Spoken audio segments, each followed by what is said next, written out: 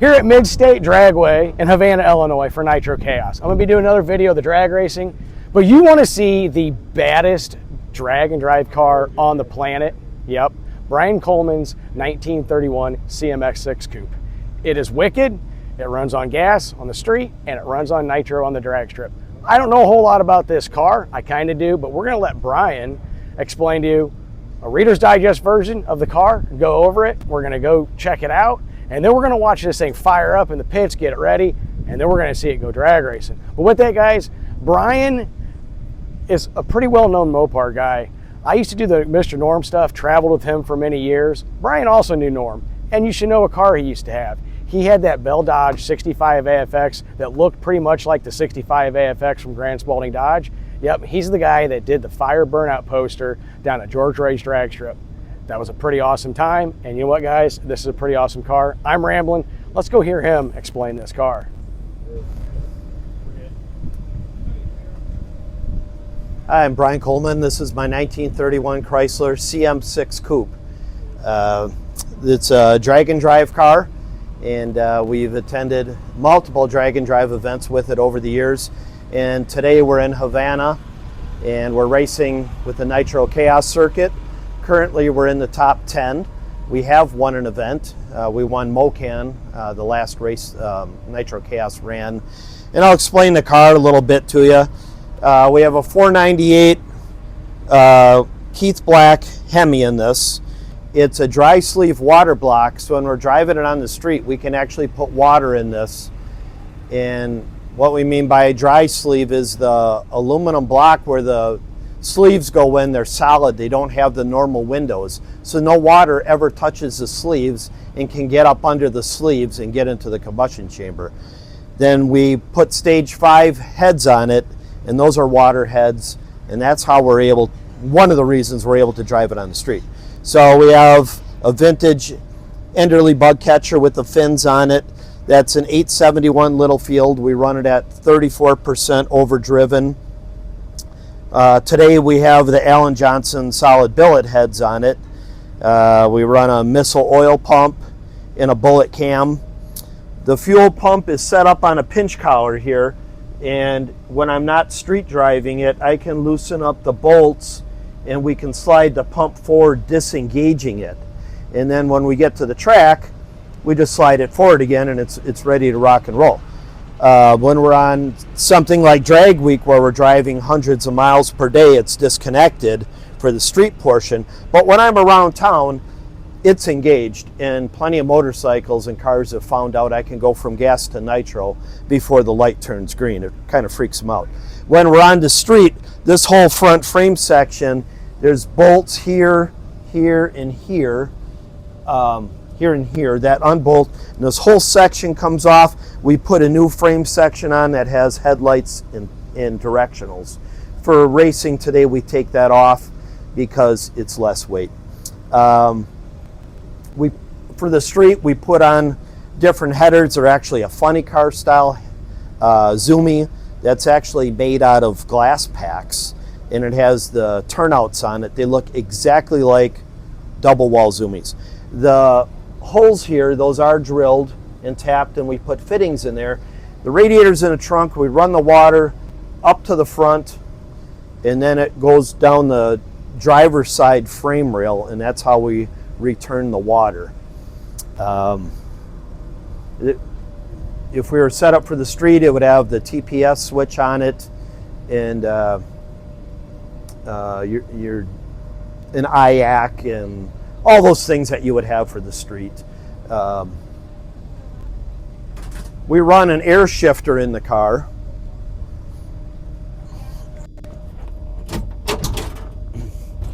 So we run a Bruno Lenko.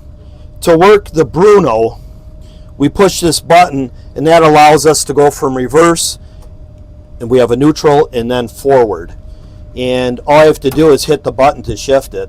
Right now it's set up as a 2-speed, because we're strictly racing it this weekend, but I do have another transmission at home. We can throw it in, and it's a 3-speed. We have this really cool SAE steering adapter. They don't make these anymore, and it allows me to turn this wheel, and you can see that the cable doesn't get caught up in this thing. There's internal passages in here. The air comes in and then there's passages, and with the O-rings it allows me to turn this without wrapping everything around the steering column. So when we go to start the car, these are both off, this is off, and this is off. So all I have to do to start the car is I turn on the EFI, and all your normal EFI stuff, the fuel pump turns on and buzzes, and then all I have to do is hit the button, the car starts up on gas. And then I use the running engine as the starter for the nitro. So all I have to do is turn the mag on, turn the fuel on, and is now on full tilt nitro, and I shut the EFI off. As soon as I do that, full tilt nitro, it's ready to rock and roll. Go through the lights. If I don't pull the parachute, all I have to do is pull that and it leans the engine out. I turn the ignition back on. Now we're on the EFI, and I can drive it right back to the pits and never shut the car off. Our air bottle, that has two regulators built into one fitting. And for the Lenco, it's set at 150 pounds. That would go right to here, to these shift pods. The other side is 200 pounds, and that goes to my Bruno. You cannot run them at 200 pounds. The Lenco will it'll break the pieces inside. So there's two different ones. Normally we have a radio set in here so I can talk to my crew guys. The windshield, it still pivots as a factory windshield. It will swing open. The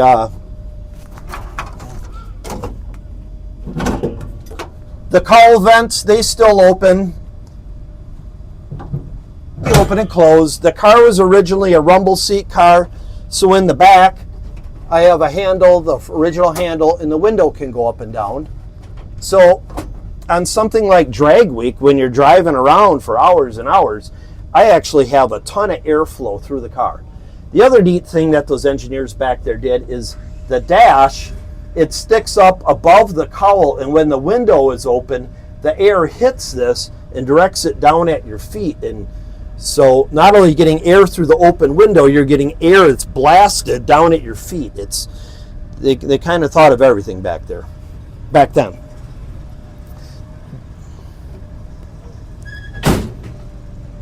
On the back side of the car, the louvers are functional. And they're functional because these are the mounts for the radiator. It fills this entire thing. It's a 4-row radiator with 4 fans. There's normally a fuel tank right here that holds 15.5 gallons. This would be the fill for it. There's mounts for our water pump, a Mazir water pump, and we usually put the bigger battery in if we're going to do something like drag week. But I do have a 7.5 pound lithium battery that we can put in there, and believe it or not, it fires the car right up. Still got the trailer hitch on. There's a trailer plug underneath there, so we can plug into our trailer. So that's how we cool it on the street. It's licensed, titled, insured. On the other side, we have a handbrake. With this handbrake tied into the front brakes, I could do a burnout a quarter mile long if I wanted to. That would be pretty easy. But all the gauges and everything work. All the stuff you would need on the street. Fuel gauge, boost gauge, all that stuff works. Speedometer. The roof on the car might be hard to see, but that is a 63 Dodge station wagon roof that we grafted into the roof and removed the wood and canvas.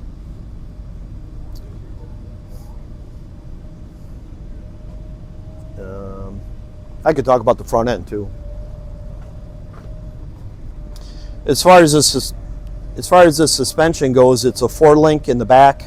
We have a Dana 60 with a spool and 40 spline axles, gun drilled, nice and lightweight. We have 2 fire bottles on the car, 2 dry shaft loops. You can see the Bruno with the deep pan and the Lenco. All the safety equipment on it as far as diaper and the blanket around the trans. We use a Browell bell housing. And as far as this weird setup on the front end, it's a Pete and Jake's aluminum front axle. And it's extensively modified for our use. We have Ford spindles on it. It's set up in a suicide style. And then the suspension consists of a torsion bar, a custom-made, one-of-a-kind torsion bar. And unlike it's a Mopar, it's got to have a torsion bar. So unlike the normal Mopar style where you crank the bolt and it lifts the car up, but it also increases the tension on the torsion bar, we have Heim joints going from the these Heim joints here. I can turn the screws on the torsion bar and I could increase the tension, yet adjusting these Heims, I can raise and lower the car to my liking. It's a one-of-a-kind deal. We built all this stuff. It's all hand-fabricated stuff.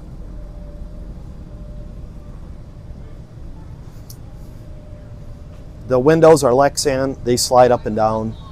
It's a real street car. I mean, look at this. This thing has weather stripping in the doors and stuff, so we can drive it in the rain. And then we came up with a fictitious class for it. We call it Street Fuel Coupe. Instead of a AA FA, a nitro fuel altered, we got a street car, so we kind of made up our own deal. There's 168 louvers on the trunk, and my buddy pinstriped every one of them. He did all the pinstriping, the gold leaf, the lettering. When we built the car, we didn't want to tear the sole out of the car, so we made it where it had the dash, it had the roll down window, it kept all its stock dimensions. We wanted to keep it as a Chrysler. When I got it, someone had torched the firewall off, and I was able to find the firewall in this dark, dirty barn, and we were able to get it back on. I did flip the trunk lid. I chopped it 2.5 inches. I suicided the doors.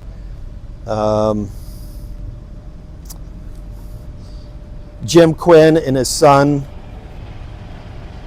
did the tube frame chassis. It has a Pro tag on it. It has a red Pro tag.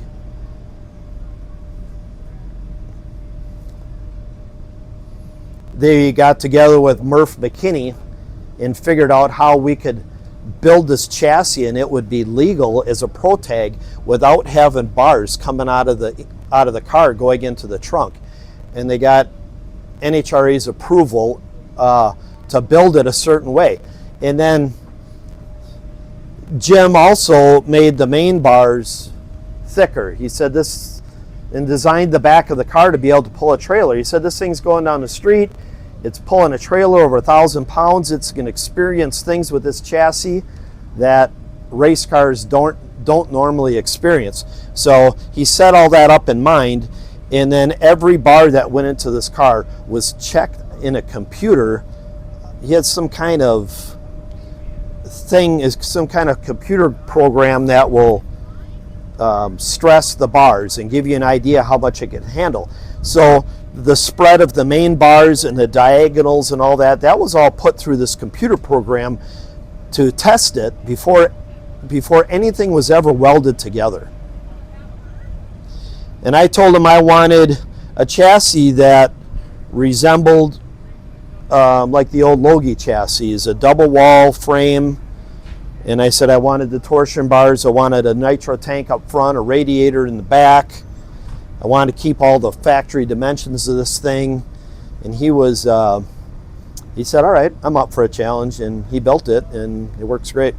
On the street, we also have a different style ignition. I run an ignition that has a dual drive. So normally there'd be another, what looks like a Pro Mag in this area, but it's actually gutted out, and that runs the EFI. And then we run 16 plugs and wires, and that's how I'm able to switch it around. Back and forth, like it's no big deal. I don't think anyone else that I know of has actually attempted something like this or pulled it off. And the thing is, we didn't have a YouTube channel to watch and to figure out how to do it. And there was a lot of trial and error. Some things worked, some things didn't work, but we powered through it. We made it. The car is proven it can drive on the street. It's a proven Nitro Chaos winner. I kind of made it as a car that can do three things all in one. It can be a show car. It won Best Street Car in Detroit at their show in what do they call that thing? Their big show in Detroit every year. We won that. We beat out hundreds of cars for the best overall street. We took it to Bakersfield. We won there at the March meet. We've won multiple drag and drive events with it. We've done multiple drag and drive events, and we've won some of those. Won the shootout down in Bowling Green when they used to do that. Won the ham drags. Won that thing down in Mocan. So it's been successful pretty much in all three areas. And now we're just kind of concentrating on the on this Nitro Chaos racing, which is really fun. I feel we still have some more things to accomplish with that. And if we ever get tired of that, we can always just put it back on the street 100%, just tone it down a little bit. But it is a lot of fun, I have to tell you. It is a lot of fun rolling into, some car show somewhere, and we've done it multiple times. And you're a block away, and you roll it over onto the Nitro, and you got 85-90% in the thing, and it's shooting flames and snorting and stinking up the place, and you just kind of roll in like, yeah, that's what we do, and that's how we drive the car around. And then you fire it up on Nitro and you drive away, and people just can't believe it. It really shocks them. There's still a few non-believers out there, but I think that's pretty much calmed down over the years. They've seen enough stuff on the car, whether it be in Hot Rod Magazine or on the internet, that we have actually done everything that I've said. And we're just looking to have more fun and get a little more crazy with it. So we'll get there. That's a basic rundown Reader's Digest version. There's so many details about this car, as far as spark plugs, bearings, gear ratios, pressure on the Bruno. There's a lot of very interesting things that I keep to myself. Basically, if you can see it on the car, we'll talk about it, but there's a lot of things going on you can't see, and they've been learned over the years from driving this thing. Wait for that guy to drive away. There's a lot of details to make this actually work. Oil control and pressure, temperature, simple things like not burning porcelain off spark plugs and getting underneath the valve seats, keeping it cool, keeping us cool going down the road. There's an awful lot that went into this ordeal. It's not as simple as I explained it, put it that way. So thanks for taking the time to listen to all this.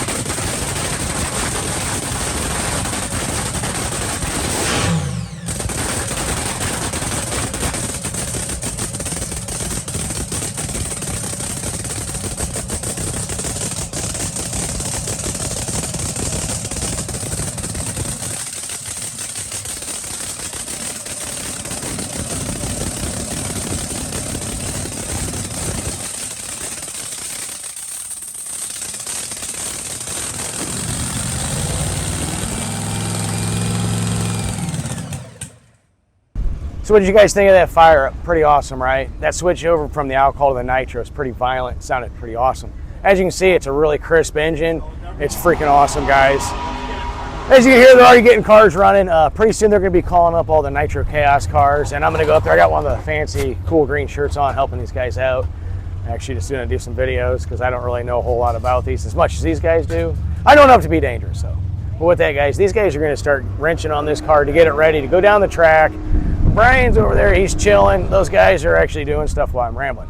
So yeah, pretty soon we're going to be going up the line, and you're going to see what this awesome, awesome street fuel coupe can do. That 31 Chrysler, guys, it's mean and green. It's going to be awesome.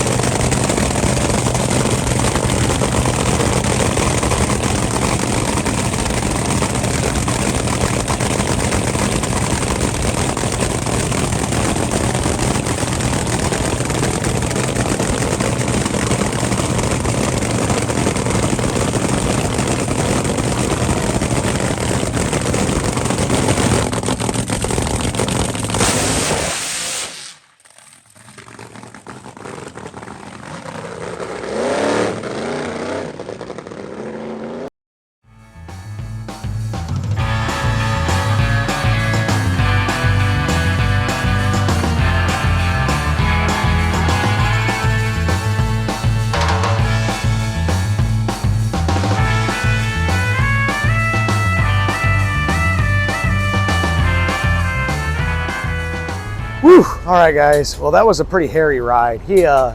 Obviously this thing makes a ton of horsepower. And right off the hit, man, it kind of stuck, grabbed, lost traction, and just went right towards the wall.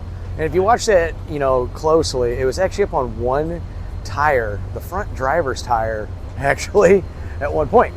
So yeah, they're going to be making a bunch of adjustments, figure out what's going on. Guys, these make a ton of power, and it's nighttime. It's cooled off. The track's kind of slick right now. So yeah, it's name the big game. These things are beasts. These things are awesome. And you know what? Going to go on for another round here in a couple hours. Guys got a little bit of work to do. Catch up with you in a little bit.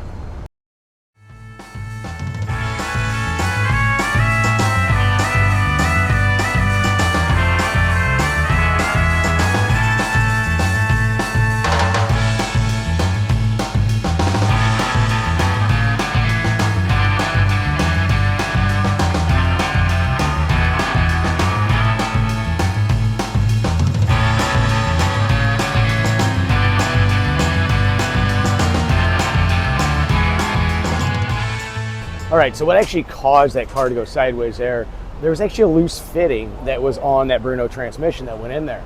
And what ended up happening was it was dripping a little bit of that transmission fluid down, and when he hit it, he actually dropped some fluid, and it spun and spun and spun and spun. He didn't realize that at the time that that's what was going on, but when he got it back, it had oiled down part of the track. They're cleaning up right now. So underneath the car, what you saw us doing there is we were cleaning everything underneath the car, going over all the fittings and all that, and we found the loose fitting on cause that. He's going in there now to find out why that happened. And also it's got, this is a pretty complex car, and it's got this shifter in it. It's a new one, and it also had a slight leak, so he's going to take a look at that now. But what these guys are doing, I'm just helping them clean up, fluid and go from there. But what they're doing is they're adjusting valves, they're checking torque specs on the heads, they're torquing the wheels, they're doing all that. But I'm rambling. I need to get back and help these guys. This is actually a really awesome time.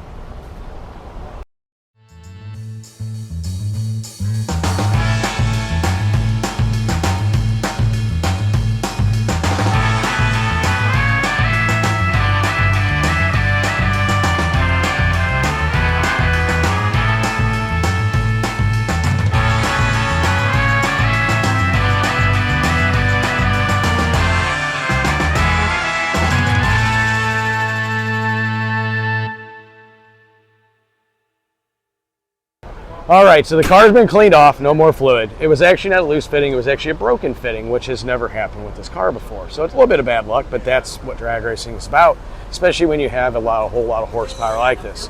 So yeah, we got the car cleaned up on underneath.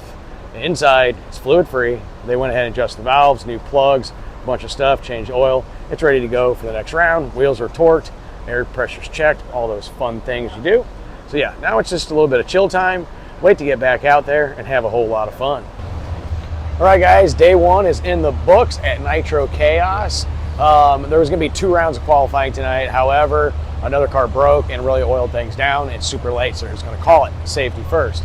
But anyway, as you saw, we got this car ready for tomorrow. Everything's ready to rock and roll. So probably first thing in the morning, what you're going to see is when I get here is fire this thing up, make sure that new fitting that broke, that has been replaced, doesn't leak.